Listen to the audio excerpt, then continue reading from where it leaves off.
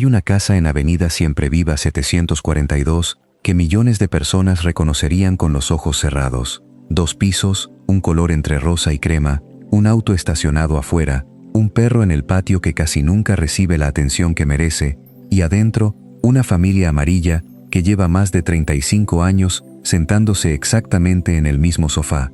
Tú conoces esa casa, yo conozco esa casa, y esta noche vamos a entrar en ella de una manera en la que probablemente nunca lo hayas hecho. Ponte cómodo, acomoda la almohada, baja las luces si quieres. No hace falta que sigas cada palabra con atención. Si te quedas dormido a mitad del camino está bien. Cada parte de lo que viene se sostiene por sí sola, pero te advierto una cosa desde ahora. Una vez que empieces a tirar de los hilos que cuelgan detrás de los Simpson, una vez que mires el cableado que hay debajo de más de 3 décadas de chistes, de gags del sofá y de finales felices, no vas a encontrar pereza de los guionistas. Vas a encontrar patrones. Vas a encontrar preguntas que la serie plantó, reconoció y jamás resolvió. Y vas a encontrar una versión de Springfield mucho más extraña, mucho más oscura y mucho más perturbadora de lo que la serie admite en voz alta. Los Simpson se estrenaron como serie el 17 de diciembre de 1989. Han estado al aire durante más de 35 años, más de 750 episodios, más de 36 temporadas. Es la serie animada más longeva de la televisión estadounidense, la comedia de situación más longeva y el programa de horario estelar con guión más longevo de la historia. Ostenta el récord Guinness por la mayor cantidad de estrellas invitadas en un programa de televisión. Ha ganado decenas de premios Emmy. Ha generado miles de millones de dólares. Se ha vuelto tan parte del aire que respiramos que gente que jamás ha visto un episodio completo todavía puede decirte que a Homero le gustan las donas y que Bart escribe cosas en un pizarrón. Pero enterrados dentro de esas 3 décadas y media de animación, hay misterios reales. No teorías inventadas de la nada, no especulación sacada de un hilo de internet cualquiera. Contradicciones reales, preguntas sin responder, evidencia que los propios guionistas plantaron, admitieron y después dejaron colgando en el aire para siempre. Esta noche vamos a recorrer 8 de esos misterios. 8 puertas en la casa de Avenida Siempre Viva que la mayoría de la gente pasa de largo sin abrir. Vamos a empezar por la más inquietante de todas, la sospecha, sostenida por miles de personas en todo el mundo, de que esta caricatura no solo cuenta historias, sino que de alguna manera imposible ve el futuro antes de que ocurra. Después vamos a conocer al único hombre de Springfield que entendió lo que realmente pasaba en ese pueblo, y lo que le costó entenderlo. Vamos a hablar de personajes que desaparecieron sin explicación, y de la tragedia real que se esconde detrás de esas desapariciones. Vamos a hablar del asesino que nunca logra matar, del pueblo del que nadie parece capaz de escapar, del multimillonario que se niega a morir, del bebé que quizás sea la persona más peligrosa de toda la ciudad.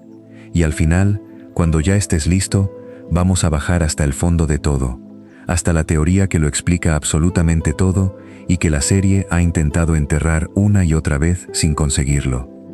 Así que quédate. No porque yo te lo pida, sino porque cada puerta que abramos va a ser más difícil no abrir la siguiente. Empecemos. Empecemos por lo imposible. Misterio 1. La serie que ve el futuro.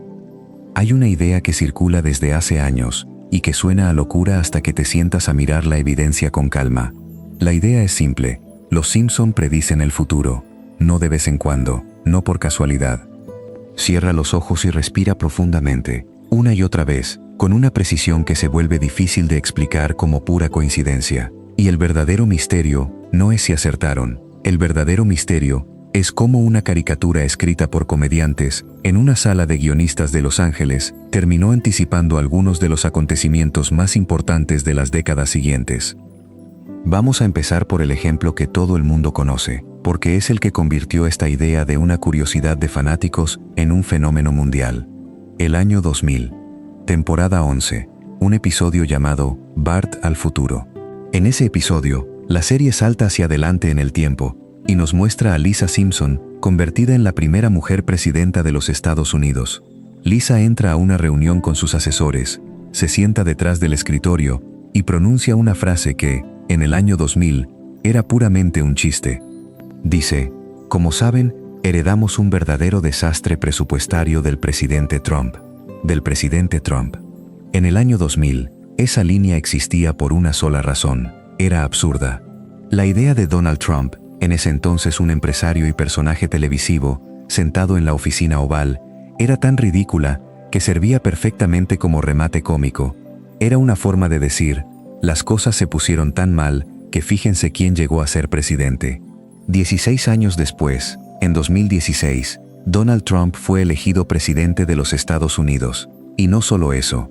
El guionista de ese episodio, un hombre llamado Dan Greaney, explicó después que habían elegido a Trump específicamente como una advertencia, como la imagen de un país que había tocado fondo. Escribieron una broma sobre lo peor que podía pasar, y el tiempo la convirtió en un titular.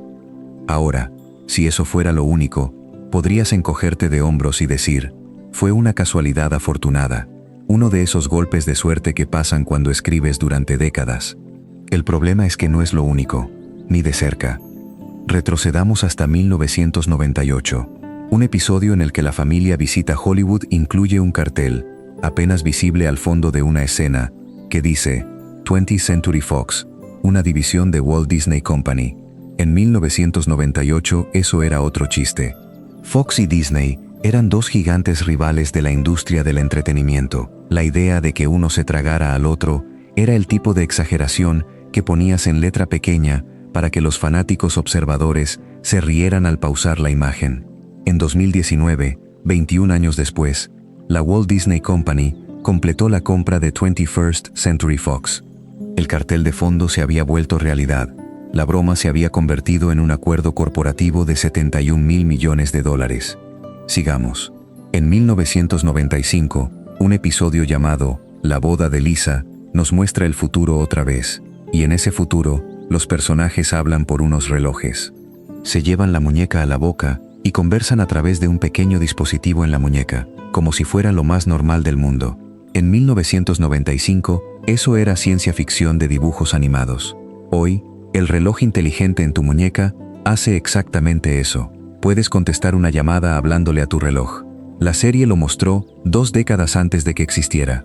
Y todavía hay más. Y aquí es donde empieza a ponerse verdaderamente extraño, porque dejamos el terreno de la tecnología y entramos en el de la ciencia pura. En 1998, un episodio titulado en inglés El mago de la avenida siempre viva, muestra a Homero de pie, frente a un pizarrón, garabateando ecuaciones, porque intenta convertirse en inventor.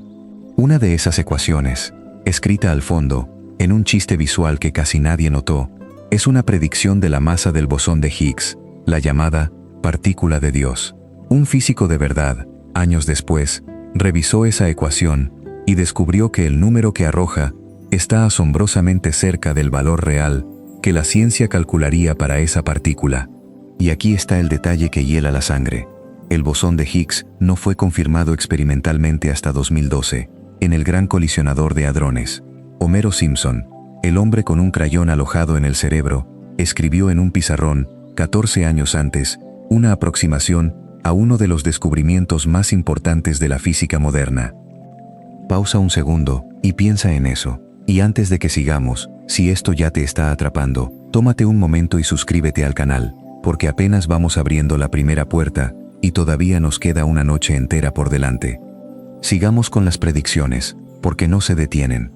En 1993, un episodio muestra un espectáculo de magos en un casino de Springfield, 2 artistas con acento alemán y un tigre blanco. Durante el número, el tigre se vuelve contra sus dueños y los ataca en pleno escenario. Era una parodia evidente de Siegfried y Roy, el famoso dúo de magos de Las Vegas conocidos por sus tigres blancos. 10 años después, en 2003, uno de los tigres blancos de Siegfried y Roy atacó a Roy Horn en el escenario, durante una función en vivo, hiriéndolo gravemente y terminando su carrera. La serie había animado el accidente una década antes de que sucediera. En 1997, en otro episodio, aparece de fondo un libro con un título que en ese momento era simplemente perturbador, algo así como un cuento infantil, combinado con el virus del ébola. Años después, el ébola se convirtió en una emergencia sanitaria mundial que dominó los titulares. En 2010, un episodio muestra a los Estados Unidos ganando la medalla de oro en curling en unos Juegos Olímpicos, contra Suecia. En 2018, En los Juegos Olímpicos de Invierno, el equipo masculino de curling de los Estados Unidos ganó la medalla de oro, derrotando a Suecia en la final. En un episodio de los años 90, aparece un pez de 3 ojos como símbolo de la contaminación de la planta nuclear. Años después, en un embalse cercano a una central nuclear en Argentina, los pescadores capturaron un pez con una malformación que le daba la apariencia de tener 3 ojos, y las fotos dieron la vuelta al mundo con el mismo apodo, el pez de Springfield. Y hay una más que me gusta especialmente por lo pequeña que es. En un episodio, Marge intenta escribir un mensaje que dice "Eat up, Martha", pero el corrector automático de un dispositivo lo transforma en un galimatías sin sentido. Era una burla del autocorrector antes de que la frustración con el autocorrector fuera una experiencia universal. La serie no solo predijo la tecnología, predijo cómo nos íbamos a sentir usándola. Y todavía hay más, porque la lista es larga y sigue creciendo. En un episodio, una máquina de votación electrónica intenta registrar el voto de Homero por un candidato, y en cambio, lo cambia por el candidato contrario, negándose una y otra vez a obedecer. Ese episodio se emitió poco antes de que, en el mundo real, surgieran reportes de máquinas de votación con exactamente ese fallo, cambiando los votos de un candidato a otro, hasta el punto de que noticieros de verdad terminaron citando el episodio de Los Simpson. En otro capítulo aparece, casi como un chiste al pasar, la mención de un enjambre de avispas asesinas gigantes que amenaza al pueblo. Años después, esas mismas avispas, con ese mismo nombre alarmante, coparon los titulares reales del mundo. Y hay predicciones económicas, deportivas, científicas, tantas que se han escrito libros enteros catalogándolas. Cada vez que crees que la lista terminó, aparece otra. Lo que hace que esto pase de curiosidad a inquietud verdadera es la variedad.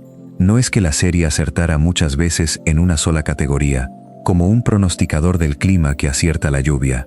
Acertó en política, en tecnología, en física de partículas, en economía, en deportes, en salud pública, en negocios corporativos.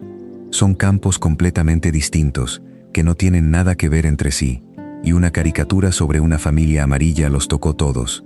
Entonces, ¿qué está pasando aquí? ¿Cómo lo hacen?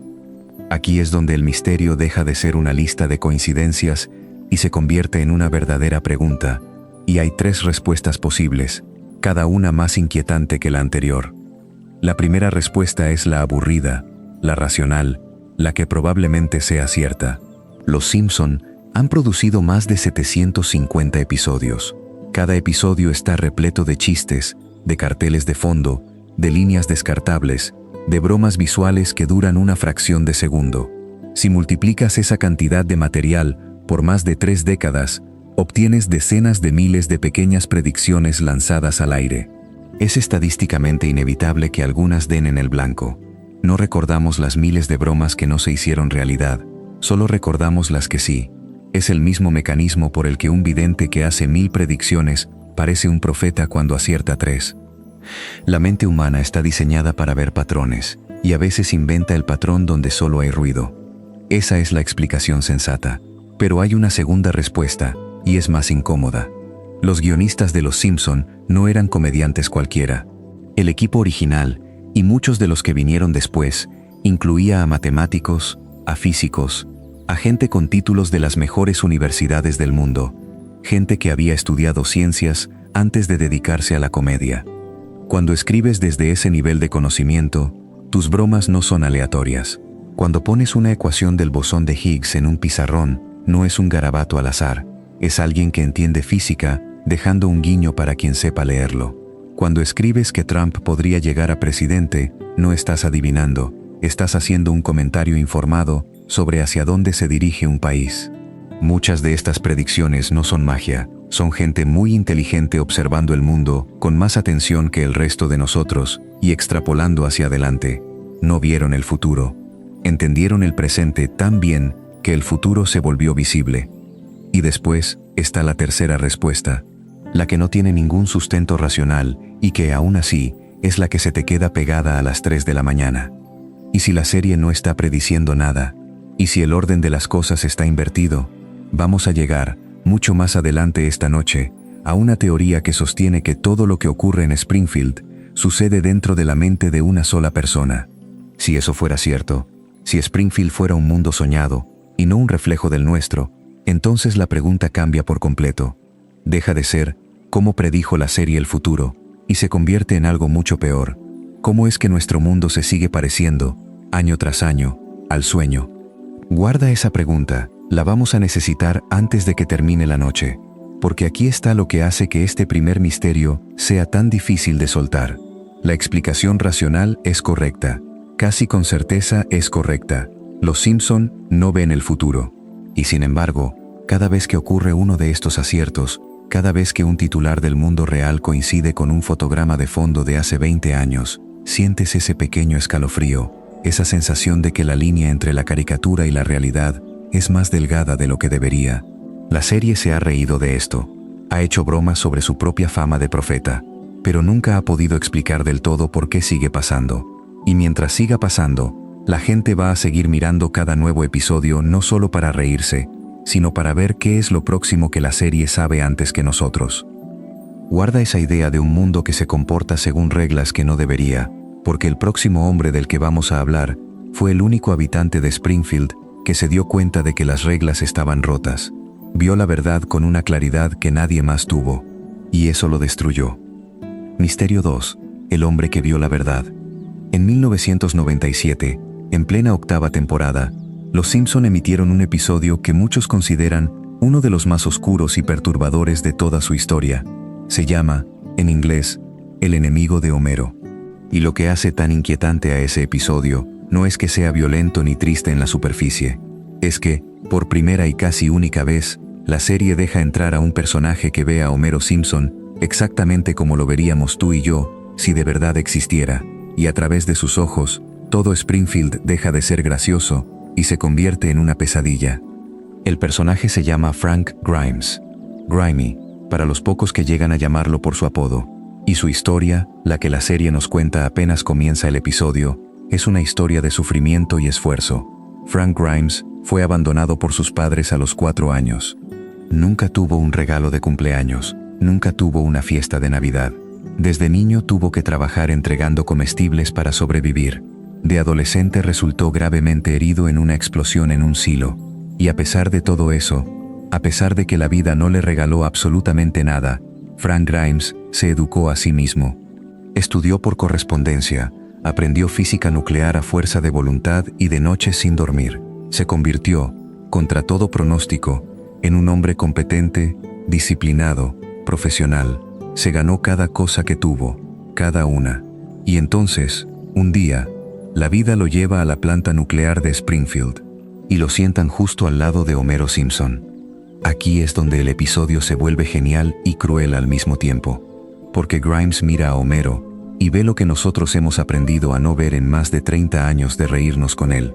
Ve a un hombre perezoso, ignorante, glotón, que duerme en su puesto de trabajo, que come mientras suenan las alarmas de fusión del reactor, que es el inspector de seguridad de una instalación nuclear, a pesar de no entender absolutamente nada de seguridad nuclear. Un hombre cuya incompetencia debería, por toda lógica, haber matado a cientos de personas. Y Grimes lo ve en acción. Ve a Homero provocar, por pura torpeza, un accidente que casi desata una catástrofe, y ve cómo, en lugar de ser despedido o procesado, Homero es tratado como si nada hubiera pasado. Grimes intenta hacer lo que haría cualquier profesional: documentar la incompetencia, presentar el caso ante el jefe, lograr que despidan a este hombre que es un peligro andante para todo el pueblo. Reúne las pruebas, presenta el expediente ante el señor Burns, y el resultado es lo contrario de lo que la lógica dicta. Burns, confundiendo la seriedad de Grimes con arrogancia, no despide a Homero, reduce a Grimes, lo humilla. En Springfield, señalar el peligro es el crimen. Ser el peligro no tiene consecuencia alguna. Ese momento es el que empieza a fracturar la mente de Grimes, porque es la prueba definitiva de que en este lugar, la justicia no solo está ausente, sino invertida. Y sin embargo, Grimes observa algo todavía más enloquecedor. Observa que ese hombre, ese desastre andante, tiene una casa. Tiene una esposa que lo ama, tiene 3 hijos, ha estado en el espacio exterior, ha ganado un premio Grammy, ha conocido presidentes, ha sobrevivido a caídas, a explosiones, a electrocuciones que habrían matado 10 veces a cualquier ser humano normal. Homero Simpson lo tiene todo, y no ha hecho absolutamente nada para merecerlo. Frank Grimes hizo todo bien, y no tiene nada. Vive en un apartamento de una sola habitación, entre dos bolos, encima de una taberna. Homero Simpson no hizo nada bien, y lo tiene todo.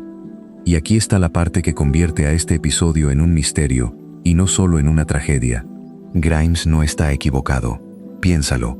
Durante 36 años nos hemos reído de Homero precisamente porque su vida no tiene consecuencias. Se salta las reglas y no pasa nada. Arruina las cosas y todo vuelve a la normalidad la semana siguiente. Provoca accidentes que deberían ser catastróficos y sale caminando sin un rasguño. Nosotros lo aceptamos, lo llamamos comedia, lo llamamos así es la serie. Pero Frank Grimes no puede aceptarlo, porque Frank Grimes vive dentro de Springfield, y desde adentro, esa falta de consecuencias no es un chiste. Es un horror. Es una violación de todas las reglas por las que él sacrificó su vida entera. Grimes es la única persona en toda la serie que reacciona a Homero de la forma en que reaccionaría una persona real, y esa reacción lo lleva a la locura. El episodio lo muestra paso a paso. Grimes intenta advertir a los demás. Intenta que alguien más vea lo que él ve, pero nadie lo ve. Para todos los demás en Springfield, Homero es simplemente Homero, un buen tipo, uno de los nuestros. Grimes empieza a obsesionarse, empieza a llamarlo enemigo, y decide que va a exponerlo, que va a demostrarle al mundo que Homero es un fraude. Organiza un concurso de diseño de plantas nucleares para niños, sabiendo que Homero, con su mente de niño, va a participar creyendo que es una competencia infantil.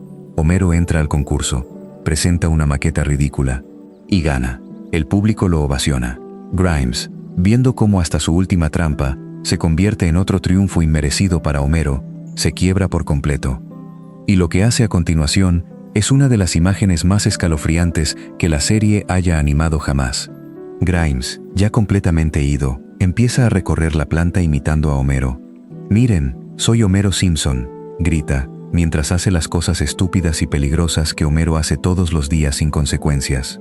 «No necesito guantes de seguridad, porque soy Homero Simpson», y agarra un par de cables de alto voltaje con las manos desnudas. Pero él no es Homero Simpson. Él es un hombre real, sujeto a las reglas reales. La descarga lo mata al instante. Frank Grimes muere haciendo lo único que Homero hace todos los días, y sobrevive. Muere probando, con su propio cuerpo, que las reglas que gobiernan a Homero no gobiernan a nadie más. Y ese es el punto exacto del misterio. ¿Por qué Homero está protegido? ¿Qué tiene ese hombre que le permite romper las leyes de la causa y el efecto, mientras todos los demás mueren cumpliéndolas? Pero el episodio no termina ahí. Termina con algo todavía peor. Termina en el funeral de Grimes. Y mientras el ataúd baja a la tierra, mientras un pueblo que apenas conoció a este hombre finge llorarlo, Homero se queda dormido. Y dormido, en voz alta, murmura, «Cambia el canal, Marsh». Y todos se ríen. El pueblo entero estalla en carcajadas cariñosas. «Ese Homero», parecen decir. Y la última imagen del episodio es la risa colectiva de Springfield sobre la tumba recién cavada del único hombre que intentó decir la verdad. Nadie recuerda a Grimes. Al episodio siguiente, es como si nunca hubiera existido. La planta sigue funcionando. Homero sigue en su puesto. El pueblo sigue riéndose. Y aquí es donde este misterio se conecta con algo mucho más grande que un solo episodio. Y la serie sabía exactamente lo que estaba haciendo, porque años después volvió sobre la herida. En un episodio posterior, aparece el hijo de Frank Grimes, un joven que había crecido escuchando la historia de cómo Homero Simpson, en la mente de su padre, lo había empujado a la locura y a la muerte. El hijo llega a Springfield con un solo propósito: vengar a su padre asesinando a Homero. Y piensa en lo que significa que la serie haya elegido traer de vuelta a ese personaje. Significa que Grimes no fue un chiste de una sola vez, fue una cicatriz. La única vez que la serie dejó entrar la lógica del mundo real, esa lógica dejó un hijo huérfano y sediento de venganza, un recordatorio andante de que el desastre de Homero tiene víctimas reales, aunque el pueblo elija no recordarlas. Porque Frank Grimes funciona como una especie de experimento. La serie tomó a una persona con lógica del mundo real y la dejó caer dentro de Springfield para ver qué pasaba. Y el resultado del experimento es aterrador. El mundo real no puede sobrevivir dentro de Springfield. La lógica, el esfuerzo, la justicia, la causa y el efecto, Todo eso que rige nuestra existencia entra a ese pueblo y muere. Grimes no murió porque fuera débil, murió porque tenía razón, en un lugar donde tener razón te mata. Y esto plantea la pregunta que va a recorrer, como una corriente subterránea, todo el resto de esta noche.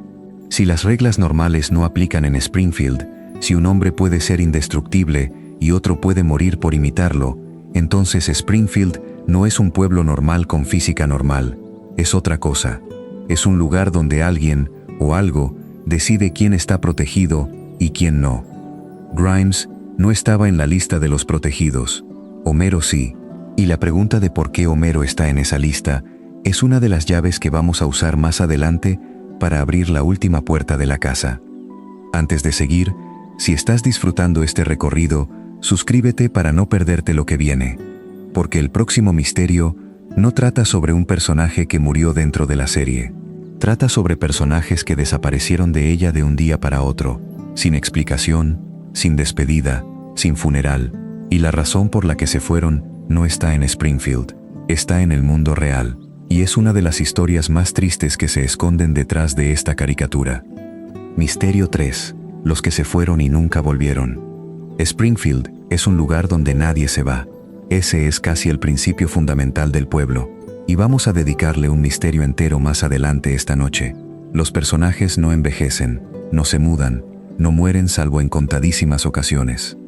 Cierra los ojos y respira profundamente, y todos vuelven a su lugar la semana siguiente como si nada hubiera pasado. Por eso, cuando un personaje desaparece de verdad, cuando simplemente deja de aparecer y nunca regresa, ese silencio pesa, ese silencio significa algo. Y hay dos personajes cuya desaparición es distinta a todas las demás.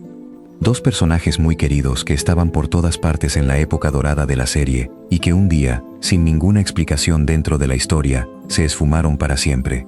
Uno era un actor venido a menos, siempre sonriente, siempre presentando documentales educativos absurdos. El otro era un abogado incompetente y encantador que representaba a la familia Simpson en cada desastre legal. Sus nombres eran Troy McClure y Lionel Hutz. Si tienes cierta edad, apenas escuchar esos nombres te trae la voz. Hola, soy Troy McClure. Quizá me recuerden de películas como Y siempre seguía el título de alguna película ridícula e inventada. Troy McClure era el rey de los remates. Aparecía para presentar videos educativos, infomerciales, especiales de televisión, y cada una de sus apariciones era una pequeña joya cómica. Y Lionel Hutz, el abogado de la guía telefónica, el hombre que perdía todos los casos con una confianza inquebrantable, era igual de inolvidable. ¿Ganar? Ah, ya veo su problema. Usted quiere ganar. Y entonces, alrededor de 1998, ambos desaparecieron. No hubo un episodio en el que Troy McClure se despidiera. No hubo un caso final para Lionel Hutz, simplemente dejaron de existir. La serie continuó, temporada tras temporada, y esos dos rostros nunca volvieron a aparecer. Dentro de la historia de Springfield, jamás se dio ninguna explicación. Es como si el pueblo mismo hubiera olvidado que existieron. La razón no está dentro de la serie, y es aquí donde el misterio deja de ser un juego y se vuelve real, porque la respuesta es una de las tragedias más dolorosas en la historia de la televisión. Los dos personajes tenían la misma voz. Los dos, Troy McClure y Lionel Hutz, eran interpretados por el mismo actor, un hombre extraordinariamente talentoso llamado Phil Hartman. Hartman era una leyenda de la comedia, uno de esos intérpretes capaces de darle vida a docenas de personajes distintos con solo cambiar el tono de su voz.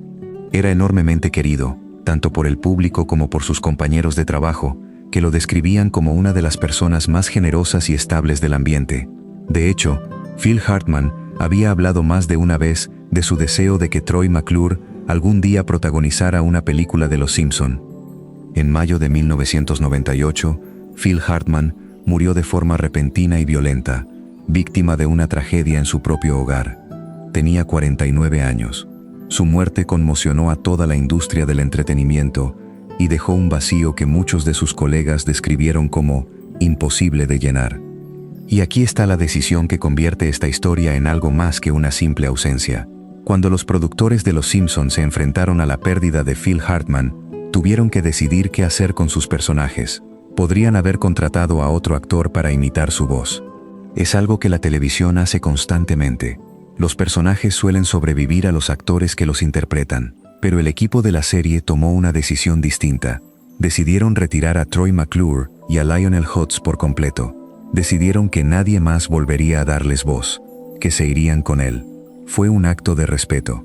Una forma de decir que esos personajes no eran solo dibujos, que estaban tan hechos del talento de Phil Hartman, que sin él simplemente ya no podían existir. Y por eso, cuando ves un episodio de la época dorada, y aparece Troy McClure con su sonrisa perfecta, presentando algún documental disparatado, estás viendo algo más que un chiste. Estás viendo el trabajo de un hombre que ya no está, preservado para siempre en ese instante, congelado exactamente en el momento en que lo dejó. Piensa en lo que eso significa dentro de la ficción. Dentro del universo de Springfield, Troy McClure y Lionel Hutz no murieron. No hubo funeral, no hubo luto, simplemente dejaron de estar. Un día estaban en todas partes, y al día siguiente, el pueblo continuó sin ellos, sin notar su ausencia, sin volver a mencionarlos jamás. Es una de las cosas más fantasmales que existen en la serie. Dos personas que se desvanecieron del mundo y a las que nadie extrañó, porque el mundo que habitaban no está diseñado para extrañar a nadie. Y no fueron los únicos. Con los años, otras voces detrás de la serie también se fueron, y con ellas, se fueron personajes que quedaron en un extraño limbo. Piensa en Edna Krabappel, la maestra de Bart, un personaje central durante casi toda la vida de la serie. Su voz pertenecía a una actriz muy querida, que falleció en 2013. Y la serie, igual que había hecho con Phil Hartman, decidió retirar a Edna, en lugar de reemplazar su voz. En un episodio posterior, en el pizarrón del inicio, Bart escribió una sola frase, sin chiste, sin remate, como una despedida silenciosa, dirigida tanto al personaje como a la mujer que le dio vida. Fue uno de los momentos más sobrios en la historia de una serie construida sobre la comedia, y volvió a ocurrir con otros. Pequeños personajes que simplemente dejaron de hablar cuando las personas que los interpretaban ya no estuvieron. Se forma así un patrón fantasmal. Springfield, el pueblo que nunca deja ir a nadie, el pueblo donde nadie muere de verdad y todo se resetea, tiene sin embargo un pequeño cementerio invisible, un grupo de personajes que existieron, que fueron amados y que un día se detuvieron para siempre. No porque la historia lo pidiera, sino porque el mundo real entró en la ficción y se llevó algo consigo. Cada uno de esos silencios es la sombra de una persona real, pero el caso de Phil Hartman es el más doloroso, porque fue el más repentino, el más injusto, y porque involucró a personajes que estaban en la cúspide de su popularidad. Troy McClure debía tener una película, debía tener años de remates por delante. En cambio, tiene un silencio.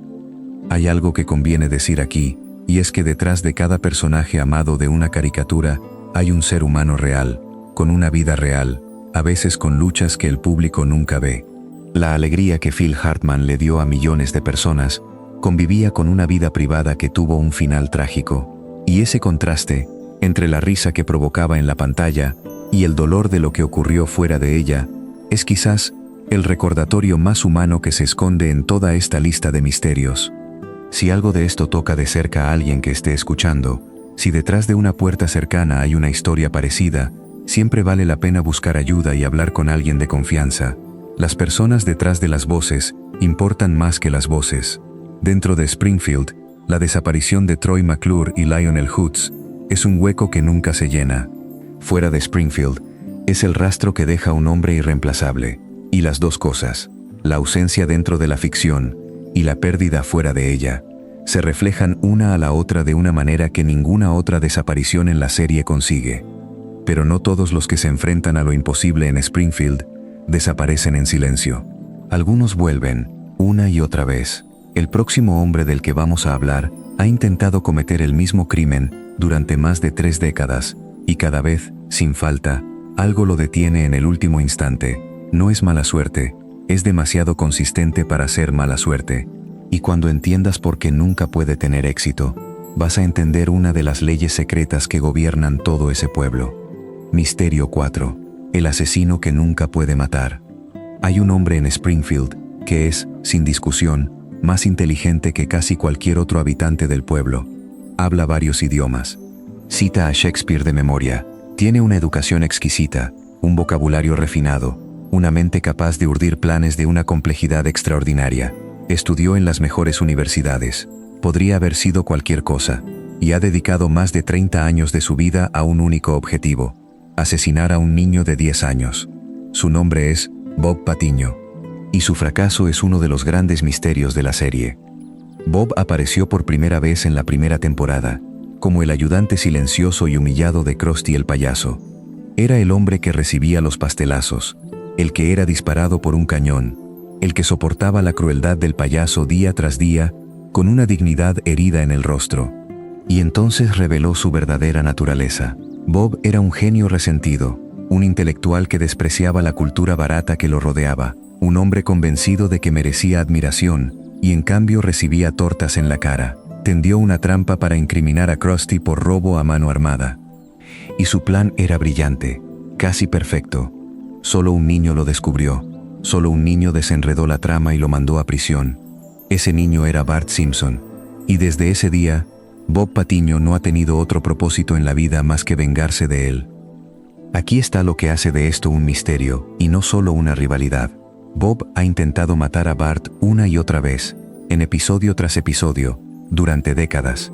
Y sus planes no son improvisaciones torpes, son elaborados, meticulosos, dignos de una mente criminal de primer nivel. Ha secuestrado, ha manipulado elecciones, ha volado por los aires, ha empuñado cuchillos a centímetros de su víctima, ha tenido a Bart completamente a su merced, indefenso, sin escapatoria posible, en incontables ocasiones. Y cada vez, absolutamente cada vez, algo lo detiene en el último segundo. A veces es su propia vanidad, que lo lleva a pronunciar un discurso demasiado largo en lugar de simplemente terminar el trabajo. A veces es un accidente absurdo, una casualidad imposible que arruina el plan perfecto. A veces es su propia elegancia la que lo traiciona, porque Bob es incapaz de cometer un asesinato sin convertirlo en una obra de teatro.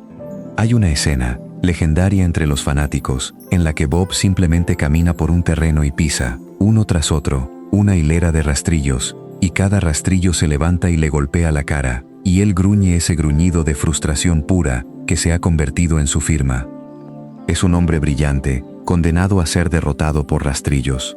Ese momento pertenece a lo que muchos consideran su mejor episodio, uno en el que Bob persigue a la familia entera después de salir de prisión. Tiene tatuado en el pecho, a la vista de todos, un mensaje que dice: «Muere, Bart, muere». Y cuando lo acusan, responde con toda naturalidad que en realidad está en otro idioma y significa algo inofensivo, porque nadie que hable ese idioma mataría a un niño. Persigue a la familia hasta un programa de protección de testigos. Se esconde debajo de su auto. Sobrevive atado a la parte de abajo del vehículo durante todo un viaje. Y cuando por fin, tiene a Bart completamente a su merced, con un cuchillo en la mano y sin nadie que lo detenga, ¿qué hace? Bart, ganando tiempo, le pide que le cante la opereta entera de Gilbert y Sullivan antes de morir. Y Bob, incapaz de resistir la oportunidad de lucirse, canta la obra completa, de principio a fin, con toda su alma, dándole a Bart exactamente el tiempo que necesitaba para escapar. Su ego es el arma que se vuelve contra él una y otra vez. La serie incluso le dio un hermano, un rival tan inteligente como él, y una vez estuvo a punto de reformarse, de casarse, de tener una vida normal lejos de su obsesión. Pero siempre, la corriente lo arrastra de vuelta hacia Bart. No puede escapar de su enemigo más de lo que su enemigo puede escapar de él. Y aquí es donde la pregunta se vuelve interesante. ¿Por qué Bob nunca puede ganar? La respuesta fácil es que se trata de una comedia, y que en una comedia, el villano siempre pierde. Es verdad. Pero mira más de cerca, porque hay una explicación más profunda que se conecta directamente con lo que ya vimos en el caso de Frank Grimes. Recuerda a Grimes. Recuerda cómo un hombre con lógica del mundo real entró a Springfield y murió porque las reglas del pueblo no lo protegían. Bob Patiño es lo contrario. Bob es un hombre de lógica del mundo real, un asesino que actúa según los principios de causa y efecto, que planea, que ejecuta, que debería tener éxito, pero está intentando cometer su crimen contra alguien que está del lado protegido de las reglas. Bart Simpson, igual que su padre, es intocable, no porque sea fuerte, no porque sea astuto, aunque lo es, sino porque el universo de Springfield ha decidido que no puede morir. Bart tiene que seguir teniendo 10 años, tiene que seguir en cuarto grado, tiene que seguir sentándose en ese sofá cada semana. Y ninguna cantidad de genialidad criminal puede romper esa regla, porque la regla es más fuerte que cualquier personaje. Bob es, en cierto sentido, el prisionero más trágico de la serie. No está preso en una cárcel, está preso en la estructura misma del programa. Cada vez que se acerca a su objetivo, la maquinaria invisible de Springfield lo empuja de vuelta a su lugar. Es Sísifo, con un plan maestro, empujando la misma roca cuesta arriba una y otra vez, viéndola rodar hacia abajo justo antes de la cima. Y lo peor es que Bob parece intuirlo. En sus mejores episodios, hay un cansancio en él, una conciencia de que está atrapado en un ciclo del que no puede salir. Odia a Bart, sí, pero también, en algún nivel, odia el hecho de que su odio nunca podrá resolverse, nunca tendrá el final que busca, está condenado a intentarlo para siempre. Y hay una capa más, una que le da a toda la rivalidad un matiz extraño y casi tierno. Con los años, la relación entre Bob y Bart ha cambiado. Hubo un episodio en el que Bob finalmente tuvo a Bart completamente en su poder, sin prisa, sin testigos, con todo el tiempo del mundo. Y en lugar de matarlo, se quedó, cuidó de él, le leyó cuentos, porque, en el fondo, Bob Patiño no sabe quién sería sin Bart. Su enemigo se ha convertido en la única constante de su vida, en la única persona que le da un propósito. Si matara a Bart, ¿qué le quedaría? El niño que lo mandó a prisión es también lo único que lo mantiene entero. Esa es la verdad escondida detrás del asesino que nunca puede matar. No es que sea incompetente, es uno de los hombres más competentes de Springfield. Es que está luchando contra las leyes fundamentales de su propio universo, y esas leyes protegen a Bart con la misma fuerza inexplicable con la que protegen a Homero. La misma pregunta que Grimes murió sin poder responder, Bob la vive todos los días sin poder resolverla. ¿Por qué algunas personas en este pueblo son intocables? Vamos a llegar a la respuesta, pero para eso necesitamos entender primero la naturaleza del propio pueblo, porque lo que Grimes y Bob descubrieron, cada uno a su manera, es que Springfield no obedece las reglas del mundo, y el próximo misterio va directo al corazón de esa anomalía. Vamos a preguntarnos algo que la serie ha esquivado durante 36 años con una insistencia sospechosa. ¿Por qué nadie puede irse de Springfield? ¿Por qué nadie envejece? ¿Y por qué, sin importar cuántas veces el pueblo sea destruido, siempre, siempre, vuelve a ser exactamente el mismo? Misterio 5. El pueblo del que nadie puede escapar. Hazte una pregunta que parece sencilla y que no tiene respuesta. ¿En qué estado de los Estados Unidos queda Springfield? Deberías poder contestarla. Los Simpson viven en Springfield. Springfield es un nombre real de pueblos reales por todo el país. Hay un Springfield en Illinois, en Massachusetts, en Missouri, en Oregon, en Ohio, en docenas de estados. Entonces, ¿cuál es? ¿Dónde viven exactamente los Simpson? La respuesta es que no viven en ninguna parte, y esto no es un descuido. Es una decisión deliberada, sostenida durante décadas, con una precisión casi obsesiva. Los guionistas no se limitaron a evitar mencionar el estado, hicieron algo mucho más extraño, plantaron activamente pistas que se contradicen entre sí a lo largo de cientos de episodios, construyendo un rompecabezas diseñado desde el principio para no poder resolverse jamás. Mira la evidencia. Springfield tiene un puerto, lo que significa que está en la costa, pero también tiene un desierto cerca, y tiene una montaña con nieve, llamada el Cuerno Gélido, y tiene un cañón, y un glaciar. Ningún lugar real de los Estados Unidos tiene todas esas cosas a distancia de manejo. Necesitarías un estado que de alguna manera contuviera un océano, un desierto abrasador, terreno montañoso, un cañón y bosques templados, todo a pocas horas de distancia. Ese estado no existe. Y las pistas empeoran. En una escena, un personaje señala en un mapa los 4 estados que hacen frontera con el estado de Springfield y nombra 4 estados que en el mapa real están en esquinas opuestas del país, que jamás podrían tocar el mismo punto. Es una imposibilidad geográfica, presentada con toda seriedad. En un episodio, la familia cruza el río Mississippi para llegar a otro estado, lo que ubicaría a Springfield hacia el oeste. En otro, la estación de radio local tiene una sigla que, según las reglas reales de asignación de frecuencias, solo se usa al oeste del Mississippi, lo que confirmaría lo mismo. Pero en otro episodio, Homero dice que el estado que queda justo al sur de Springfield es Tennessee, lo que lo colocaría al este, y en otro más, se afirma que el pueblo fue fundado en una fecha en la que todo el territorio al oeste del Mississippi ni siquiera pertenecía todavía a los Estados Unidos. Ninguna de estas cosas puede ser verdad al mismo tiempo, y ese es exactamente el punto. Y todavía hay más contradicciones, apiladas unas sobre otras. En un episodio, un pueblo vecino llamado West Springfield se describe como 3 veces el tamaño de Texas. Texas ya es enorme.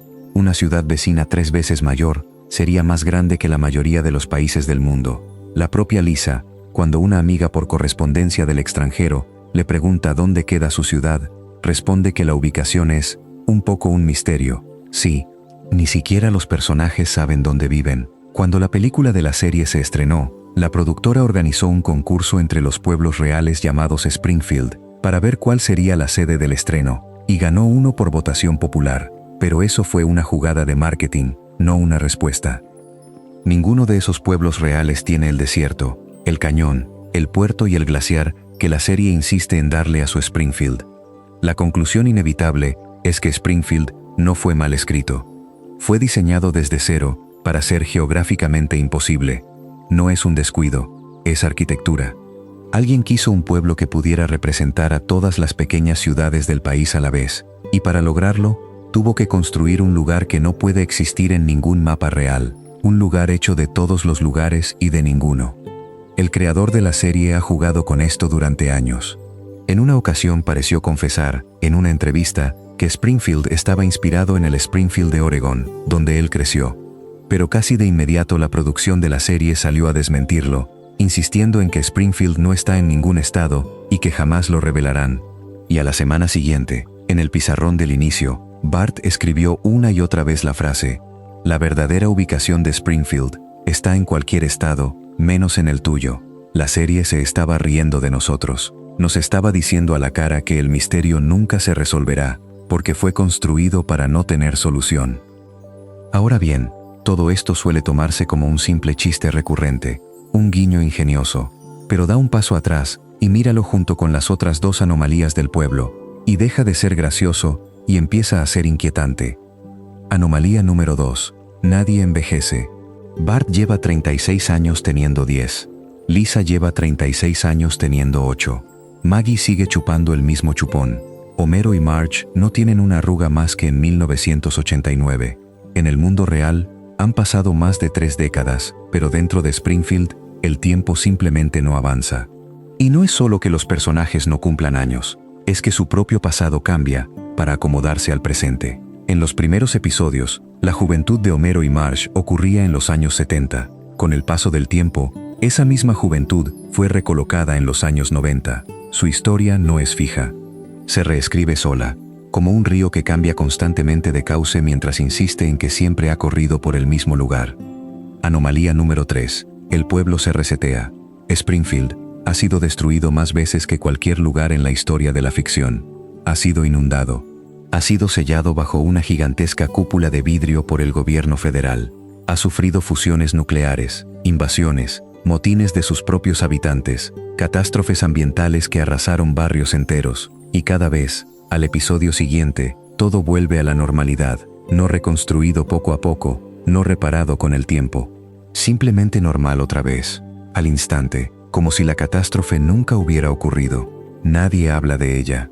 Los noticieros no cubren las secuelas, y la memoria misma de los habitantes se difumina hasta desaparecer. Piensa en lo que sería vivir así. Serías testigo de acontecimientos catastróficos. Tu pueblo sería destruido, habría muertos, y luego, de alguna manera, todo estaría bien de nuevo. Tus vecinos no lo mencionarían. Tus propios recuerdos del evento se volverían borrosos, inciertos, y al final, desaparecerían por completo.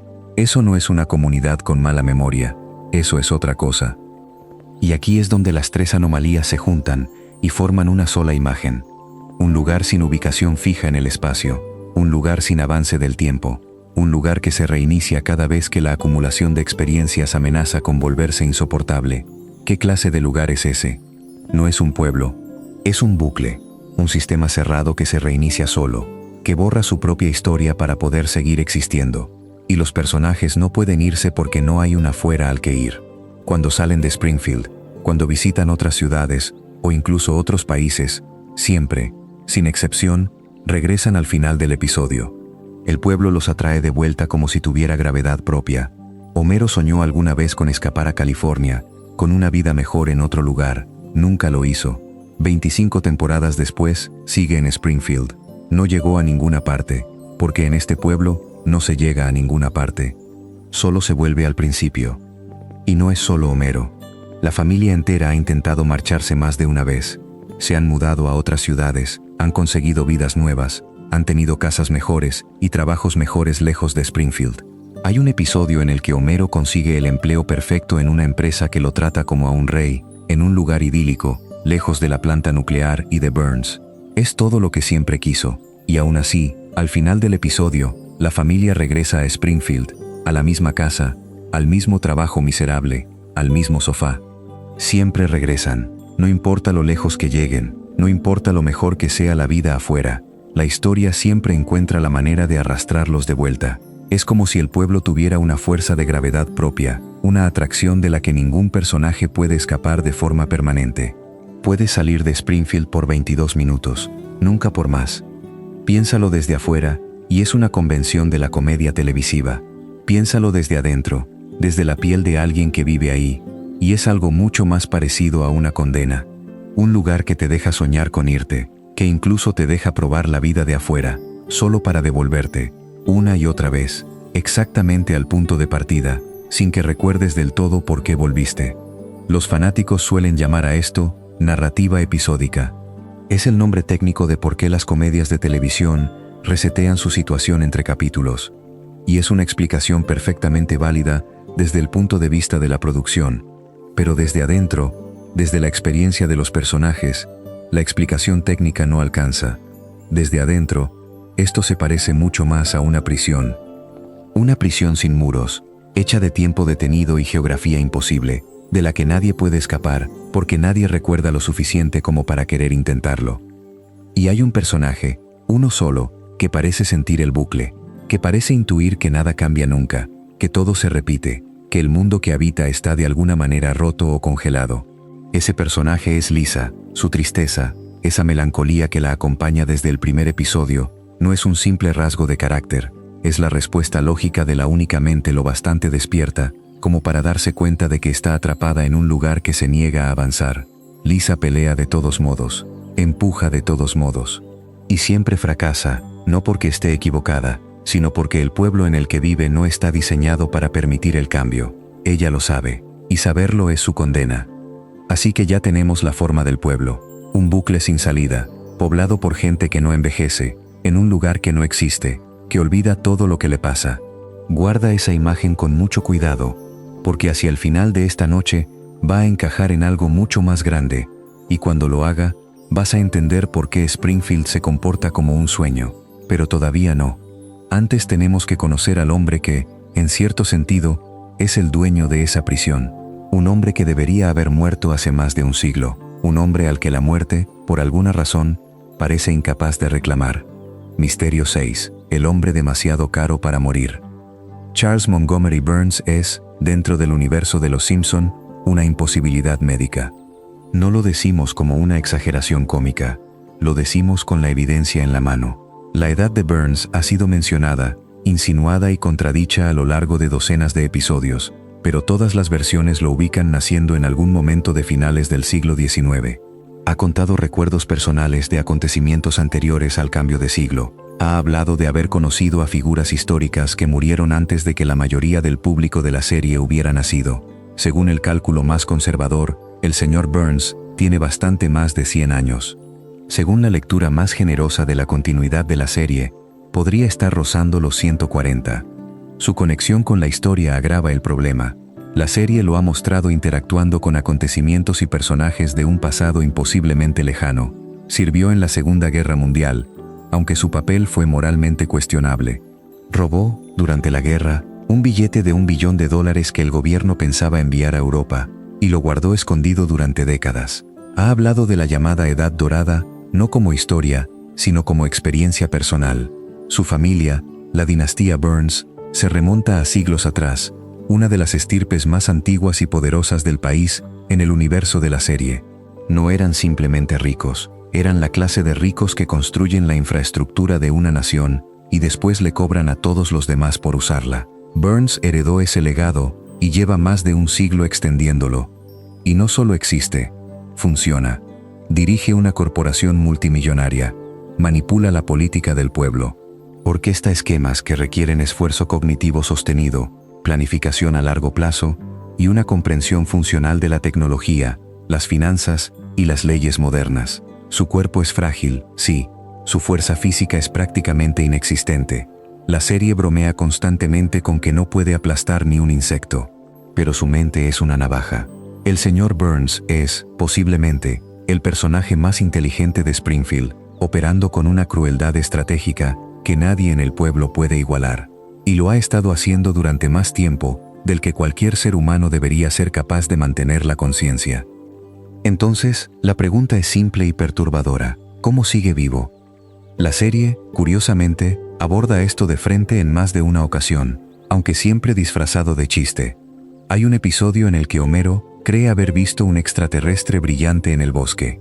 El pueblo entero entra en pánico, se investiga, y cuando por fin se revela la verdad, el extraterrestre no es un extraterrestre, es el señor Burns. Resulta que Burns se somete a un tratamiento médico semanal tan intenso, tan cargado de sustancias, que su cuerpo entero emite un resplandor verdoso. El tratamiento lo mantiene con vida exactamente una semana más. Sin él, muere. Y después de cada sesión, Burns sale tambaleándose de la instalación en un estado de aturdimiento eufórico, caminando por el bosque como una criatura de otro mundo. Literalmente brilla en la oscuridad. Piensa en lo que eso implica de verdad, más allá de la broma. Burns no sobrevive por procesos biológicos naturales, se mantiene vivo artificialmente, mediante una intervención médica recurrente que debe administrarse en un horario preciso. Si pierde un solo tratamiento, muere. El margen de error es cero. Su vida se mantiene de la misma forma en que se mantiene una máquina, con revisiones programadas. No es un hombre, es un reactor con forma humana, y sus tratamientos semanales son el equivalente a ajustar las barras de control para evitar una fusión. Y hay una escena todavía más reveladora. En un episodio, un médico examina a Burns y le informa que tiene, dentro de su cuerpo, todas las enfermedades conocidas por la medicina, todas, simultáneamente, pero, le explica el médico, ninguna de ellas puede progresar, porque todas están presentes al mismo tiempo, y se bloquean unas a otras. El médico lo compara con 3 personas gordas, intentando cruzar una puerta a la vez. Ninguna logra pasar. Todas las enfermedades de Burns están tratando de matarlo al mismo tiempo, y precisamente por eso, ninguna lo consigue. Están en un equilibrio perfecto, un empate mortal que lo mantiene, paradójicamente, en pie. Es uno de los chistes más famosos de la serie, pero míralo junto con el tratamiento semanal, y deja de ser un chiste. Ese equilibrio imposible no se mantiene solo. Los tratamientos lo mantienen. No curan sus enfermedades, las administran, las conservan en una suspensión perfecta, cada una neutralizando a la siguiente, impidiendo que cualquier dolencia domine y lo mate. No es medicina en el sentido normal de la palabra, es mantenimiento nuclear aplicado a un cuerpo humano. Y aquí entra la persona más importante de toda esta ecuación, Smithers. Smithers no es solo un asistente leal, es el único ser humano que comprende por completo cómo funciona el protocolo médico de Burns. Smithers gestiona su agenda. Smithers se asegura de que Burns llegue a cada cita semanal. Smithers vigila su condición física con una devoción que roza la obsesión. Y la serie ha establecido, una y otra vez, que si Smithers se fuera, si desapareciera de su puesto, Burns quedaría indefenso. No emocionalmente indefenso, físicamente indefenso. Sin Smithers gestionando el calendario de los tratamientos, Burns perdería una dosis. El equilibrio de sus enfermedades se derrumbaría, y todas las dolencias de su cuerpo avanzarían a la vez. Piensa en el peso de eso. La devoción de Smithers no es solo amor, aunque hay amor en ella. Es también conocimiento. Smithers sabe que su ausencia sería una sentencia de muerte. Está manteniendo a Burns con vida por pura competencia logística, y lo sabe. Toda su relación descansa sobre ese hecho silencioso. Y hay una diferencia crucial entre la forma en que Burns sobrevive y la forma en que sobrevive Homero. Recuerda a Homero, sale caminando de explosiones, caídas y electrocuciones sin un rasguño, como si el universo se negara a dañarlo. La inmortalidad de Homero es pasiva, simplemente ocurre, sin que él haga nada. La de Burns es exactamente lo contrario, es activa, es construida. Burns ha estado más cerca de la muerte que casi cualquier otro personaje de la serie. Le han disparado, ha sido hospitalizado docenas de veces, ha colapsado, ha caído, ha sido envenenado, ha sido abandonado en la naturaleza, y cada vez regresa, no por resiliencia mágica como Homero, sino a través de la infraestructura, a través del dinero, a través de la intervención médica, a través de la maquinaria de la riqueza, que garantiza que, pase lo que le pase a su cuerpo, siempre habrá alguien con los recursos para reconstruirlo. Homero sobrevive porque la historia lo necesita vivo. Burns sobrevive porque ha pasado un siglo construyendo un sistema diseñado para asegurar su supervivencia sin importar lo que ocurra con su cuerpo. Cada dólar que ha gastado, cada institución que ha corrompido, cada político que ha comprado, cada médico que ha contratado, todo sirve a un único propósito: mantener a Burns con vida. Pero la parte verdaderamente escalofriante del misterio de la inmortalidad de Burns no es que pueda vivir para siempre, es lo que revela sobre el pueblo entero. Recuerda la anomalía que ya vimos. En Springfield, nadie envejece. Y recuerda de dónde viene, según las teorías más oscuras, esa falta de envejecimiento, de la planta nuclear que domina el horizonte del pueblo, la planta que ha estado filtrando radiación al agua y al aire durante décadas, el pez de 3 ojos, los cráneos en el sótano de la planta, las 342 violaciones de seguridad que Burns se negó a reparar porque repararlas habría significado admitir que existían. Ese es el punto de conexión. Burns entiende la radiación mejor que nadie en Springfield, porque la radiación es lo que lo mantiene vivo. Sabe exactamente lo que le hace a un cuerpo. Y sabe exactamente lo que su planta le está haciendo al pueblo, porque Springfield es su laboratorio. Burns no está simplemente lucrando con la radiación, está impulsado por ella, y el pueblo entero, sin saberlo, está siendo transformado por la misma fuerza que a él lo sostiene. La diferencia es que Burns tiene los recursos, la infraestructura y a Smithers para administrar su exposición con precisión quirúrgica. Los habitantes de Springfield no tienen nada de eso, solo la beben del grifo. Y ese es el pacto oscuro en el centro del pueblo. La economía de Springfield depende de la planta depende de Burns. Burns depende de los tratamientos dependen de la fortuna que solo la riqueza de Burns puede pagar. Es un circuito cerrado, un sistema que se alimenta a sí mismo, donde el hombre, la máquina y el dinero se sostienen mutuamente en un ciclo sin fin.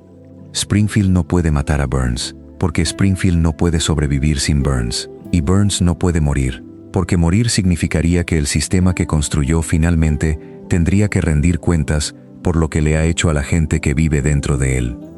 El señor Burns no es inmortal, es algo peor, es demasiado caro para morir, y el pueblo va a seguir pagando esa cuenta durante todo el tiempo que Burns mantenga las luces encendidas, que, si su calendario de tratamiento se cumple, será para siempre. Ahora bien, hubo una noche, una sola, en la que alguien estuvo a punto de romper ese ciclo. Alguien apretó un gatillo y le disparó al hombre que se negaba a morir. Fue el misterio más grande en la historia de la serie, un enigma que paralizó a todo un país durante un verano entero. La serie nos dio una respuesta, pero la respuesta señalaba al sospechoso más improbable de todos, un bebé. Y ese bebé, esa criatura silenciosa que casi nunca habla, es el próximo misterio. Porque cuanto más de cerca la miras, más te das cuenta de que Maggie Simpson podría ser la persona más peligrosa de todo Springfield.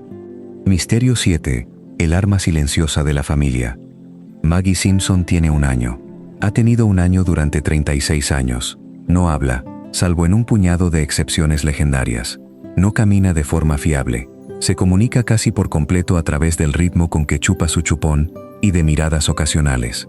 Se sienta en el fondo de cientos de episodios, en su silla alta, en su cuna, en el suelo de la sala, observando lo que ocurre a su alrededor con esos ojos enormes y aparentemente vacíos.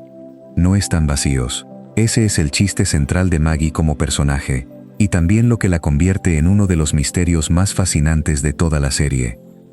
Porque cuando dejas de ver a Maggie como un simple accesorio de bebé y empiezas a rastrear lo que en realidad ha hecho a lo largo de la historia del programa, te encuentras con algo asombroso. Es, con diferencia, el miembro más capaz de la familia Simpson, y posiblemente el más peligroso. Empecemos por lo obvio. Maggie le disparó al señor Burns. Retrocedamos al verano de 1995. Los Simpson cerraron su sexta temporada con uno de los episodios más ambiciosos de la historia de la televisión estadounidense. Se llamaba ¿Quién disparó al señor Burns?, primera parte. Y durante un verano entero, convirtió a una caricatura en el misterio más grande del país. Burns había llegado demasiado lejos. Había robado el petróleo que apareció bajo la escuela primaria, dejando a Springfield Elementary en la ruina. Había arruinado la taberna de Moe. Había destruido el asilo de ancianos. Había lastimado al perro de la familia. Y para su gran final, construyó un disco gigantesco y bloqueó el sol sobre todo el pueblo, para obligar a cada habitante a comprarle energía a su planta las 24 horas. Para el final de la primera parte, absolutamente todos los personajes de Springfield tenían un motivo para querer a Burns muerto. Todos. Y entonces, después de una reunión furiosa en el pueblo, Burns aparece con una herida de bala, tambaleándose sobre el reloj de sol de la plaza, cayendo con las manos sobre dos letras específicas del cuadrante. La ambulancia se lo lleva, la pantalla se funde a negro, y todo un país tuvo que esperar un verano entero para descubrir quién apretó el gatillo. Fox organizó un concurso nacional. Llama por teléfono, adivina quién disparó, y si aciertas, serás dibujado en un episodio futuro. Millones de personas participaron. Y aquí viene el primer detalle escalofriante. Cuando el concurso terminó, de la muestra de participantes que la producción revisó, ni una sola persona había adivinado la respuesta correcta. Nadie ganó por acierto. Nadie, en toda esa muestra, había señalado a Maggie. Porque la respuesta era Maggie. En la segunda parte, se revela que Burns, después de la reunión, intentó robarle su chupa chupa a la bebé en el estacionamiento. En el forcejeo, la pistola se le cayó del bolsillo. Cayó en las manos de Maggie. Y el arma se disparó. Caso cerrado. Un accidente. Una bebé que ni siquiera entiende lo que hizo. Excepto que la serie no está tan segura de que haya sido un accidente. Y aquí es donde el misterio se abre. Mira la última toma del episodio. Después de que todos se han ido, después de que el caso se ha declarado cerrado con la conclusión tranquilizadora de que fue una casualidad inocente, la cámara se queda con Maggie, sola en el auto. Y Maggie mira a su alrededor, con cuidado, comprobando que nadie la observe. Y entonces mueve el chupón en su boca, adentro y afuera, en un movimiento que imita, de forma inconfundible, el retroceso de un arma al disparar. La serie quiere que leas eso como una confesión. Maggie lo hizo, y lo sabe. Puedes leerlo como un simple chiste, como un bebé imitando algo que vio. Pero no puedes ignorar lo que sugiere: conciencia, control, intención. Una niña de 1 año que sabía exactamente lo que había hecho y quería confirmarlo, en privado, para sí misma. Y aquí está el detalle que hace dudar incluso de la versión oficial. Los guionistas contaron después que existía una sola persona, en todo el país, que había publicado la respuesta correcta la misma noche en que se emitió la primera parte, en un foro de internet, deduciendo a partir de las pistas que el culpable era Maggie. Querían darle un premio especial a esa persona, pero cuando el concurso terminó y fueron a buscarla, la dirección de correo que había usado, una cuenta de universidad, ya no existía. La persona se había graduado o simplemente había dejado de usarla y desapareció. El único ser humano que resolvió el misterio más grande de la serie se desvaneció antes de que pudieran encontrarlo y nunca se presentó. Piensa en eso. En algún lugar hay alguien que hace décadas dedujo la verdad, la escribió y nunca supo que fue el único que lo logró. Hay incluso quienes sostienen que Maggie fue solo una tapadera, que el verdadero tirador fue otro miembro de la familia, alguien lo bastante querido por Burns como para que él prefiriera cargarle el crimen a un bebé antes que denunciarlo. Alguien con las mismas iniciales que aparecieron en el reloj de sol. Nunca lo sabremos con certeza, pero que la duda siga viva, décadas después, dice mucho sobre lo cuidadosamente que la serie dejó la puerta entreabierta. Y si esto fuera lo único, podrías descartarlo. Pero no lo es. Una y otra vez, a lo largo de la serie, Maggie demuestra capacidades que van mucho más allá de lo que un bebé debería poder hacer. Ha salvado a su familia de peligros mortales en incontables ocasiones. Ha rescatado a Homero de morir ahogado. Ha demostrado una coordinación, un razonamiento espacial y una conciencia de la situación que rivalizan o superan a las de los adultos que la rodean. Es, de forma consistente, el miembro de la familia que actúa mientras todos los demás hablan, entran en pánico o empeoran las cosas. Hay un episodio en el que Marge inscribe a Maggie en una guardería severa y autoritaria, dirigida bajo una filosofía que prohíbe los chupones y trata a los bebés como pequeños adultos que deben valerse por sí mismos. A los demás bebés, esa disciplina los quiebra. A Maggie, no. Maggie observa, estudia el sistema, y en silencio, sin decir una palabra, organiza a todos los bebés en una operación coordinada, casi militar, para recuperar los chupones confiscados. Es una fuga planificada, ejecutada con precisión, liderada por una niña de 1 año que ni siquiera camina bien. Los adultos de la guardería jamás entienden qué pasó. Solo ven el resultado, una habitación llena de bebés triunfantes, cada uno con su chupón de vuelta en la boca, y a Maggie en el centro, mirando al frente con esa calma imperturbable. No fue suerte, fue estrategia, fue liderazgo, en un cuerpo de 1 año. Hay un episodio en el que Maggie es evaluada e ingresa en un exclusivo programa preescolar para niños superdotados, y aprueba el examen de admisión. Lisa, que ha construido toda su identidad alrededor de ser la inteligente de la familia, entra en crisis, porque la implicación es clara. Maggie podría ser, de los 3 hijos Simpson, la más brillante, la que tiene el intelecto más agudo, y lo esconde detrás del silencio. Y ese silencio es la clave de todo, porque hay un episodio, uno de los más tiernos y a la vez más inquietantes de la serie, en el que aprendemos que la primera palabra de Maggie fue, papá. Pero fíjate en cómo la dice cuando no hay nadie escuchando. Homero acaba de acostarla y de salir de la habitación. La casa está en silencio, está sola, y entonces habla. Solo esa palabra, en un momento de claridad perfecta, y de nuevo el silencio. Y ese episodio tiene una capa todavía más tierna y más triste. Aprendemos que la llegada de Maggie fue la razón por la que Homero tuvo que renunciar al único trabajo que amó, un empleo en una bolera, y volver arrastrándose a la planta nuclear que odia, porque un tercer hijo significaba más gastos. Cuando Homero regresa, el señor Burns hace colocar sobre su escritorio, en letras enormes, una placa que dice, «No olvides que estás aquí para siempre», y Homero, en lugar de dejar que esa frase lo destruya, cubre parte de las letras con fotos de Maggie, hasta que la placa ya no dice, «Estás aquí para siempre», sino, «Hazlo por ella». Ese es el contexto en el que Maggie pronuncia su primera palabra. En medio de un sacrificio silencioso, dice, «Papá», solo para él, solo cuando nadie más escucha. Maggie eligió no hablar frente a los demás. Habló cuando estaba sola, porque quiso, no porque alguien la incitara. Y eso plantea la pregunta más perturbadora de todo este misterio. ¿Y si Maggie puede hablar y simplemente decide no hacerlo? Piensa en su posición. Está rodeada de caos. Homero causa destrucción por donde pasa. Bart es un problema disciplinario andante. Lisa es brillante, pero está constantemente frustrada por el abismo entre sus ideales y su realidad. Marge lo sostiene todo a pura fuerza de voluntad. Todos en esa familia hablan sin parar. Discuten, se explican, negocian, se quejan, dan sermones, gritan. Y nada de eso cambia jamás nada. Las palabras, en la casa de los Simpson, son en gran medida inútiles. Maggie no desperdicia palabras. Observa, procesa, y cuando hace falta actuar, actúa, de forma decisiva, eficaz y sin explicaciones. Es la única persona de la familia que ha entendido que en Springfield, hablar no sirve de nada, y que solo la acción tiene consecuencias. Le disparó a un hombre, salvó vidas, aprobó exámenes que sus hermanos no podrían aprobar, y lo hizo todo sin pronunciar una sola palabra que alguien pudiera usar en su contra. La serie nos ha dado vistazos del futuro de Maggie, y esos vistazos son notables. En una visión adelantada 30 años, Maggie se ha convertido en una estrella de rock famosa, cantante y guitarrista de su propia banda, exitosa, creativa e independiente.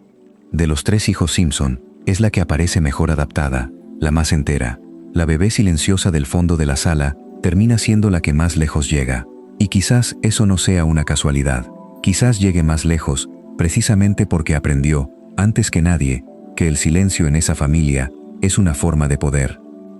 Así que la próxima vez que veas un episodio y notes a Maggie en el fondo de la escena, en su silla alta, observando en silencio mientras los adultos discuten sobre algo, mírala con más atención. Está tomando nota de cada pelea, de cada mala noticia, de cada momento de ternura.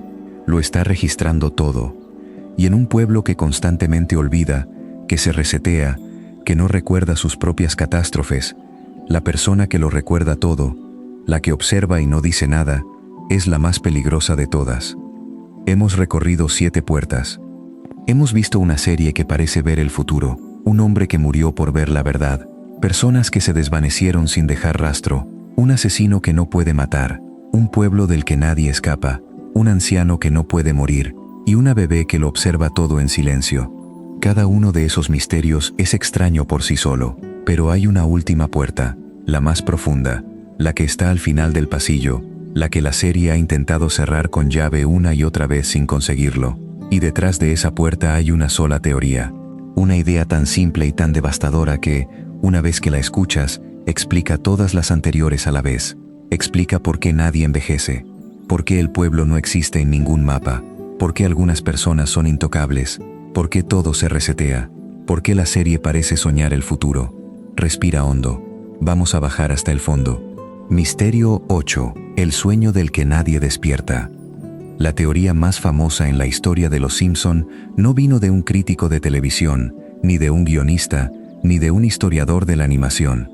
Vino de un usuario anónimo de Internet, hace años, y proponía algo que suena absurdo hasta que de verdad miras la evidencia. La teoría es esta.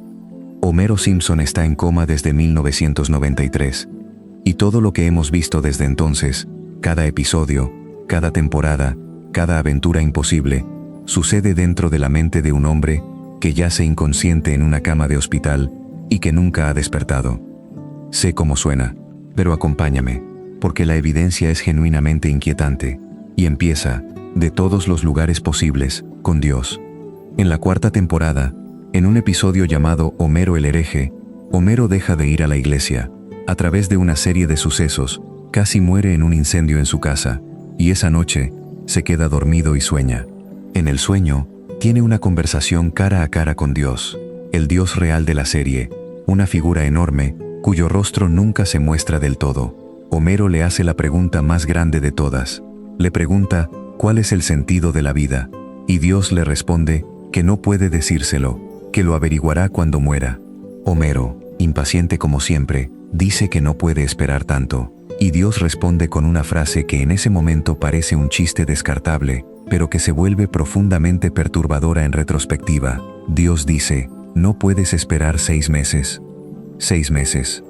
Homero el hereje se emitió el 8 de octubre de 1992. Exactamente 6 meses después, el 1 de abril de 1993, la serie emitió un episodio en el que Bart le juega una broma pesada a Homero. Toma una lata de cerveza y la agita en una máquina industrial durante horas, acumulando una presión imposible. Cuando Homero abre la lata, la explosión es tan violenta que lo manda al hospital, y ahí, en su habitación, mientras intenta sacar un dulce de una máquina expendedora, la máquina se le cae encima y lo aplasta. Homero cae en coma. Al final de ese episodio, Homero parece despertar. La familia celebra. Todo vuelve a la normalidad. Pero la teoría dice que ese despertar fue demasiado rápido, demasiado conveniente, demasiado limpio. La teoría dice que Homero nunca despertó, que Dios no estaba haciendo un chiste 6 meses antes, que le estaba diciendo, con exactitud, cuándo terminaría su vida consciente. Y aquí es donde encajan, una por una, todas las puertas que ya abrimos esta noche. Presta atención, porque esto es lo que convierte a esta teoría no en una idea más, sino en la llave maestra de toda la casa. ¿Recuerdas que nadie envejece en Springfield? Vimos ese misterio hace un rato y lo dejamos abierto. La teoría del coma lo cierra de la forma más devastadora posible. Bart tiene 10 años para siempre. Lisa tiene 8 para siempre. Maggie tiene 1 para siempre. ¿Por qué? Porque esas eran sus edades el día en que Homero cayó en coma. Su mente inconsciente no puede imaginarlos creciendo, porque él no estuvo ahí para verlos crecer. Los recuerda exactamente como eran la última vez que los vio despierto, y así permanecerán, congelados, para siempre. Sus hijos no envejecen porque Homero jamás despertará para ver cómo cambian. Están preservados en ámbar dentro del sueño de su padre. ¿Recuerdas que el pueblo no existe en ningún mapa, que su geografía es imposible, con un desierto y un océano y una montaña nevada todos a la vez? La teoría del coma lo explica. Springfield no es un lugar real, es un lugar construido enteramente con la memoria de un hombre inconsciente, y la memoria es imprecisa. Homero no recuerda con exactitud dónde vive, no recuerda la geografía, ni el clima. Así que su Springfield soñado cambia y se contradice, tomando prestados rasgos de cada lugar que Homero ha visto en su vida, sin asentarse jamás en una realidad coherente, porque la mente que lo crea ya no tiene acceso a información coherente. La ubicación de Springfield es un misterio irresoluble porque es el mapa de un cerebro que se apaga. ¿Recuerdas que el pueblo se resetea después de cada catástrofe, que nadie recuerda las inundaciones, la cúpula, las fusiones nucleares? La mente del coma se está deteriorando. Los reinicios son el sueño intentando empezar de nuevo, una y otra vez, incapaz de mantener una historia continua. Cada episodio es un nuevo intento de la mente soñadora de reunir a la familia en la sala y volver a comenzar. Y aquí hay un detalle que casi nadie nota, y que es quizás la pieza más escalofriante de todas. Piensa en el gag del sofá. Cada episodio de Los Simpson empieza igual. La familia corre desde distintos lugares y converge en el sofá de la sala. En las primeras temporadas, ese gag era sencillo. La familia se sentaba y pasaba algo levemente gracioso. Pero con los años, los gags del sofá se han vuelto cada vez más elaborados, más surrealistas, más desconectados de la realidad. La familia viaja en el tiempo, se transforma en otras especies, se disuelve en píxeles, es tragada por el propio sofá, se convierte en distintos estilos de arte. La teoría del coma explica el gag del sofá como el subconsciente de Homero intentando arrancar el sueño de nuevo. Cada episodio es un nuevo sueño. Cada gag del sofá es la mente inconsciente tratando de resetearse, de encontrar un punto de partida estable, de reunir a la familia en la sala y empezar otra vez. Pero cada intento sale más extraño que el anterior, porque la mente que los crea se está deteriorando, el coma se profundiza, y el ritual familiar de sentarse juntos en el sofá se distorsiona cada vez más, porque el cerebro de Homero ya no puede renderizar la realidad con precisión. ¿Recuerdas a Frank Grimes, el hombre que murió porque las reglas del mundo real no lo protegían? ¿Y a Bob Patiño, el asesino que nunca puede matar a Bart? Ahora tiene sentido. En el sueño de Homero, ciertas personas son intocables porque Homero necesita que lo sean. Necesita que su familia esté a salvo. Necesita que Bart siga siendo su niño travieso, vivo, imposible de dañar. Por eso Bob nunca puede ganar. Matar a Bart rompería el sueño. Y por eso Homero mismo sobrevive a caídas, explosiones y electrocuciones que matarían a cualquiera. No es resistencia sobrehumana. Es que nada le está pasando de verdad a su cuerpo. Su cuerpo está en una cama de hospital. Solo su mente está en Springfield. Y su mente no puede matarlo, porque su mente es la que cuenta la historia. Frank Grimes murió porque Grimes era una intrusión de la realidad dentro del sueño, y el sueño lo expulsó. ¿Y recuerdas el primer misterio de esta noche, la serie que parece predecir el futuro? Guardamos una pregunta al principio, ¿te acuerdas? Dijimos que si Springfield fuera un mundo soñado, la pregunta cambiaría por completo. Aquí está el giro final. Una persona en coma a veces puede oír los sonidos de su habitación, las voces de los médicos, de las enfermeras, de las visitas, y sobre todo, la televisión encendida en el rincón. Durante más de 30 años, el cerebro en coma de Homero ha estado absorbiendo fragmentos del mundo real que se filtran hasta su habitación de hospital, nombres de famosos que oye en las noticias, acontecimientos que se mencionan a su lado, y su mente los teje dentro del sueño. Por eso la serie parece predecir el futuro, no lo predice, lo oye. Homero está escuchando el mundo real a través de la niebla de la inconsciencia, y lo va incorporando a Springfield con años de retraso o de anticipación, sin entender del todo lo que oye. Las predicciones no son profecía, son las voces al borde de la cama, filtrándose en el sueño. Y hay dos piezas más de evidencia, dos que sentirás en el cuerpo aunque nunca las hayas nombrado. La primera es el cambio de tono. Antes del episodio del coma, en 1993, Los Simpson era una serie con los pies en la tierra. No realista exactamente, siempre fue una caricatura, pero las historias trataban problemas humanos reconocibles. Homero intenta dejar de beber, Marge se siente tentada por otro hombre. Lisa se enamora de un maestro sustituto, Bart lucha con sus calificaciones y teme repetir el año. Eran los dramas cotidianos de una familia real, contados con sátira. Después del coma, todo cambia. Homero va al espacio exterior, trabaja para un supervillano al estilo James Bond. Se une a un culto, conoce a Dios, no una, sino varias veces. Gana un Grammy. La serie pasó de ser una comedia familiar anclada en la angustia económica a un programa donde el protagonista ha hecho literalmente de todo. Y si Homero está en coma, esa escalada tiene todo el sentido del mundo. Su mente inconsciente, desatada de la realidad, sueña cada vez más grande y más salvaje con el paso de los años. Los problemas domésticos dan paso a fantasías, a aventuras, al cumplimiento de deseos. Homero no podía ser astronauta en la vida real, pero en un sueño en coma puede ser cualquier cosa. La segunda pieza es aún más sutil. En las primeras temporadas, la estrella de la serie era Bart. El fenómeno cultural giraba en torno a Bart. Su cara estaba en las camisetas, en las loncheras, en todas partes. Y después del coma, lenta, pero definitivamente, el centro de gravedad de la serie se desplazó hacia Homero. Homero se convirtió en el protagonista. Homero impulsa las tramas. Homero vive las aventuras. Homero conoce a los famosos. Esto tiene todo el sentido si la serie es el sueño de Homero. Una mente que sueña se coloca, de forma natural, en el centro de su propia historia. El Homero inconsciente no quiere ver las aventuras de Bart. Quiere ser el héroe de su propio relato, aunque ese relato solo exista dentro de su cabeza. Todo encaja. Cada anomalía, cada contradicción, cada misterio de esta noche se derrumba dentro de una sola explicación. Y por eso, aunque los propios creadores de la serie han negado esta teoría, aunque el productor principal salió públicamente a decir que es falsa, aunque la serie misma llegó a burlarse de la idea, en un episodio reciente, mostrando una escena en la que Homero despierta del coma, solo para desmentirlo entre risas, la teoría no muere. No puede morir, porque los guionistas pueden negar la intención, pero no pueden negar la evidencia.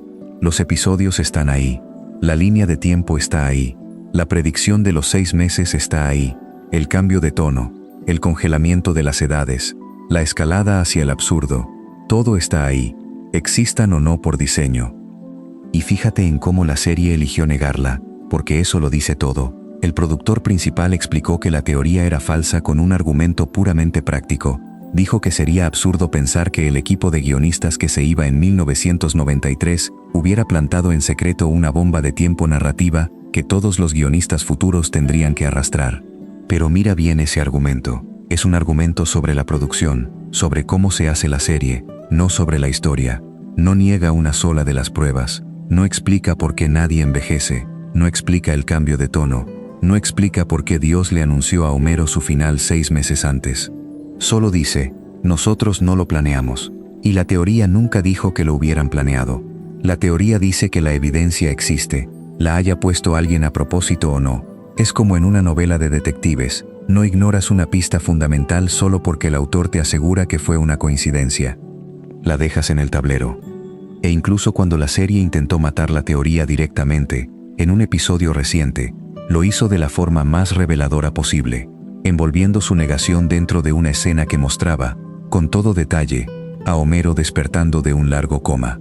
Te mostraron exactamente aquello que juraban que no era real, y te dijeron que era una broma. Y el público se rió, igual que el pueblo de Springfield se ríe sobre la tumba de Frank Grimes. Que hayan sentido la necesidad de responderle a la teoría, de animarla solo para desmentirla, demuestra hasta qué punto no han podido enterrarla. Y aquí llega la parte que se te queda pegada mucho después de apagar la pantalla, porque si la teoría del coma es cierta, entonces el corazón de los Simpson no es la comedia, es la tragedia, y al mismo tiempo, extrañamente, es una de las historias de amor más hermosas jamás contadas. Piénsalo, el deseo más profundo de Homero, el más simple, es tan sencillo que rompe el corazón. Quiere a su familia, eso es todo.